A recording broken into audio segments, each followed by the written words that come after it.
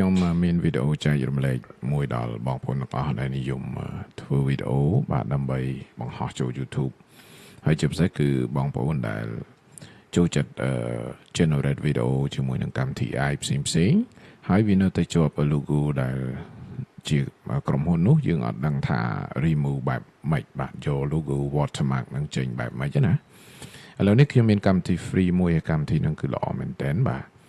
free តែម្ដងដោយលោកអ្នកគ្រាន់តែចូលទៅ website ហ្នឹងមកហើយលោកអ្នកអាច remove បាទ watermark ហ្នឹងបានឥឡូវជាក់ស្ដែងដូចជាវីដេអូរបស់ខ្ញុំដែលខ្ញុំបាន generate ហើយនេះឥឡូវនេះខ្ញុំបើកជូនបងប្អូនទាំងអស់មើលបាទដែលបាន generate ហើយឥឡូវខ្ញុំ play មួយមកបាទឃើញទេវាជាប់នេះជាប់ logo នេះ VEO បាទចឹងខ្ញុំប្រើកម្មវិធី Google Flow ក្នុងការ generate video ហ្នឹងបាន8 second ក៏ប៉ុន្តែវាជាប់នេះឃើញទេប្រិមិត្តបាទជាប់ចឹងខ្ញុំអត់ចង់យកទៅបរិយវាបាត់ logo ហ្នឹងទេធ្វើឲ្យបាត់ផ្ទៃ video frame ហ្នឹងយើងមើលទៅវាអត់ស្អាតណាបាត់ទេសភាពមួយចំនួនចឹងទៅចឹងខ្ញុំចង់ប្រើកម្មវិធីដើម្បី remove បាទ remove watermark នឹងចេញតែម្ដងឥឡូវកុំឲ្យខាត់ពេលមកចូលទាំងអស់គ្នាជាមួយខ្ញុំបាទអញ្ចឹងដំបូងប្រិមិត្តចូល Google មកបាទហើយបើសិនជាយើងអត់ទាន់ sign in ទេយើង sign in ទៅបាទកម្មវិធីហ្នឹងពីមុនមកគឺយើងមិនចាំបាច់ sign in ក៏ប្រើបានដែរបាទនេះកម្មវិធីឈ្មោះ magiceraser.org អញ្ចឹងប្រិមិត្តចូលកន្លែង Google search មក magic បាទ magic eraser magic eraser.org បាទអញ្ចឹងយើង enter មកបាទ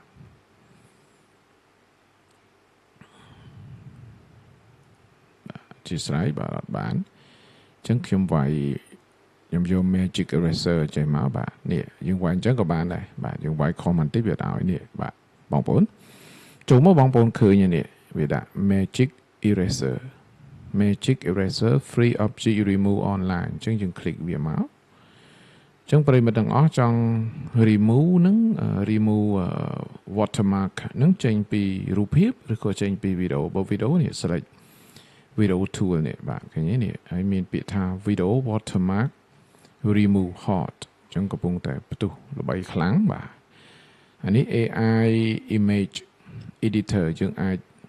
កែកុនរូបភាពរបស់យើងនៅនឹងបានទៀតបាទល្អមែនទែនបាទអញ្ចឹងយើងមកបន្តមកយើង upload វីដេអូរបស់យើងមកបាទនេះ resolution របស់វារហូតដល់ 4K បាទចំពោះ resolution វីដេអូដែលវាឲ្យណាអញ្ចឹងយើង select មកបាទយើងបើកវីដេអូឥឡូវខ្ញុំបើកវីដេអូខ្ញុំមុនគេហើយបន្តមកខ្ញុំ open បាទអញ្ចឹងបងប្អូនឃើញនេះវានៅជាប់ logo VEO បាទអញ្ចឹង VEO អញ្ចឹងខ្ញុំនឹងលុបបាទនឹងយក watermark ចោលលោកអ្នកគ្រាន់តែ click លើនឹងមកបាទប៉ុន្តែកុំឲ្យធំពេកបាទសុំទោសបាទខ្ញុំ click ខ្លីពេកអញ្ចឹងខ្ញុំ click វែងតិចមកបាទធ្វើមិនឲ្យបាត់បាទហើយបន្តមកយើងយកពាក្យថា remove អញ្ចឹងយើងចុច remove មកបាទ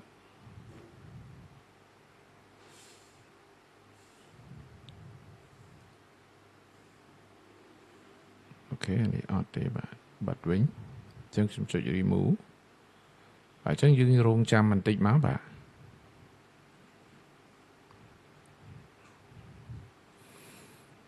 ចាំមើលតើវា remove ឲ្យយើងបានស្អាតដែរឬទេក៏ប៉ុន្តែវាយូរបន្តិចណាបងប្អូនអញ្ចឹងបងប្អូនមានវីដេអូច្រើនគឺតម្រូវធ្វើឲ្យយូរក៏ប៉ុន្តែការធ្វើ YouTube យើងត្រូវតែមានភាពអត់ធ្មត់ហើយផលិតវីដេអូមានគុណភាពគឺយើងត្រូវចំណាយពេលអញ្ចឹងការអាប់ដេតថ្មី YouTube អត់ត្រូវការឲ្យអ្នកcontent creator ហ្នឹងគឺងាយពេកទេអញ្ចឹងទោះបីជាធ្វើវីដេអូ AI ក៏ដោយក៏ត្រូវតែផ្ចិតផ្ចង់ធ្វើម៉េចឲ្យវីដេអូនោះមានគុណភាពបាទហើយជាក់ស្ដែងខ្ញុំប្រើ Google Flow នេះខ្ញុំអាច download បាន18បាទអញ្ចឹងអាច download បាន18អញ្ចឹងឃើញវាបាត់តែស្អាតទេបងប្អូនអានេះចាំមើលខ្ញុំ play មើលឃើញវាបាត់ទេបាទអញ្ចឹងវាលុបបាត់បាទ ចឹងយើងអាច remove បានបាទ remove បានទៅតាមរយៈកម្មវិធីនេះបាទកម្មវិធីមួយឈ្មោះថា magiceracer.org ចឹងបើសិនជាបងប្អូនប្រិមិត្តបាទមានចម្ងល់អីផ្សេងពាក់ព័ន្ធទៅនឹងការប្រើប្រាស់បាទការប្រើប្រាស់ឬក៏វីដេអូ generate បែបណាយ៉ាងម៉េចអីអាច comment នៅខាងក្រោមបានហើយខ្ញុំបានព្យាយាមចែករំលែកដល់អ្វីដែលខ្ញុំចេះខ្ញុំក៏រៀនដូចជាបងប្អូនដែរបាទរៀនស្រាវជ្រាវបន្ថែមអញ្ចឹងទៅហើយក៏ដឹងចំណុចណាខ្លះអញ្ចឹងទៅចែកដល់បងប្អូន បាទចែករំលែកដល់បងប្អូនទាំងអស់គ្នាហ្នឹងបាទហើយខ្ញុំសូមចែករំលែកមួយចំណុចទៀតដល់ផងដែរចំពោះកម្មវិធីដូចជា Super Crook យើងចំណាយលុយច្រើនមែនក៏ប៉ុន្តែវាឲ្យត្រឹមតែ720បាទ P ទេវីដេអូវាអត់បានដល់18ណាប៉ុន្តែបើនេះវាយើងបានដល់18 Google Flow នេះហើយប៉ុន្តែវា generate បាន8វិនាទីដែលវែងហ្នឹងអស់ហើយបាទក៏ប៉ុន្តែ Super Crook យើងអាច generate វីដេអូដល់30វិនាទីវែងមែនតើបាទជារបស់ Master Elon Musk បានចឹងអរគុណច្រើនចំពោះការចំណាយពេលវេលាតាមដានវីដេអូរបស់ខ្ញុំបាទកុំភ្លេចជួយចុច Subscribe ហើយមានបញ្ហាផ្សេងចម្ងល់ផ្សេងខ្ញុំនឹងឆ្លើយបាននៅអ្វីដែលខ្ញុំចេះអាច comment នៅវីដេអូនឹងបានបាទសូមអរគុណសូមជម្រាបលាបាទ